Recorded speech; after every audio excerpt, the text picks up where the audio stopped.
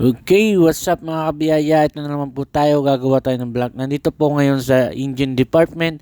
Ako po ay nagtutraining at nagpapamilization dito po sa aking future para habang panahon po ay mesma. Ayan po, igagala ko po kayo. Nandito po tayo sa tank ng first water. Ayan po, ayan po yung ang aking mga nalalaman na pamilization po ako ngayon dito para po sa aking future. Ayan po. Ayan naman po ito naman po yung sewage. Sewage naman po. Ayan po yung sewage sa aking mga nalalaman. Ayan po, sewage treatment plant. Ayan po siya.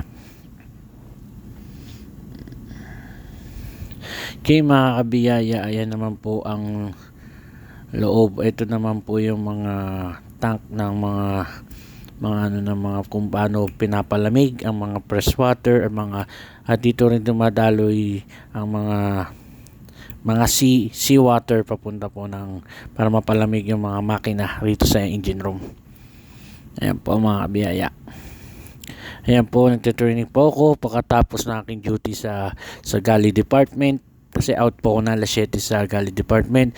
Tatapos po ng duty ko sa galley department, dumadiretso po ako rito sa engine department para po sa aking training at familiarization po. Ayan po ang aking kaibigan na si Joy. Ayan po yung wiper na magiging katulad yung trabaho po niya. Ayun po yung aking pag-aaralan. Ayan po si Joy. Tinuturuan po niya ako. Ayan po ay nag-ano po siya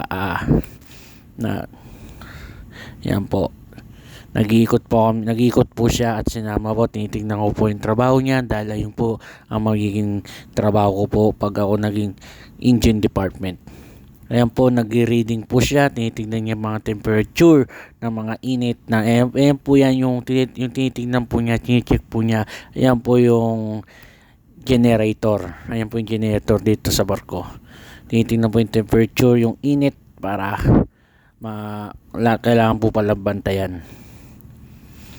Yan po, sinama po niya. Ayan po yung generator.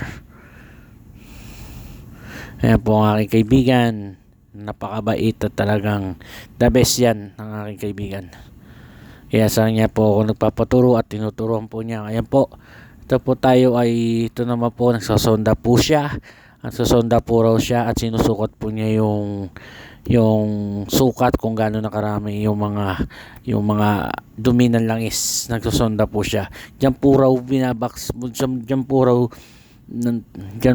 din napupunta yung mga dumi ng langis sa mga langis ng main engine bago pumunta doon po, papunta po ron sa waste oil tank. Para matapos po, pagdating naman sa waste oil tank, doon naman po ay susunugin. Okay po mga kabiyaya, ito po akong part 1 sa aking familiarization, sa aking future for wiper. Okay mga kabiyaya, abangan nyo po ang mga susunod pa. Abangan nyo po ang part 2, part 3, di ko po alam kung hanggang saan.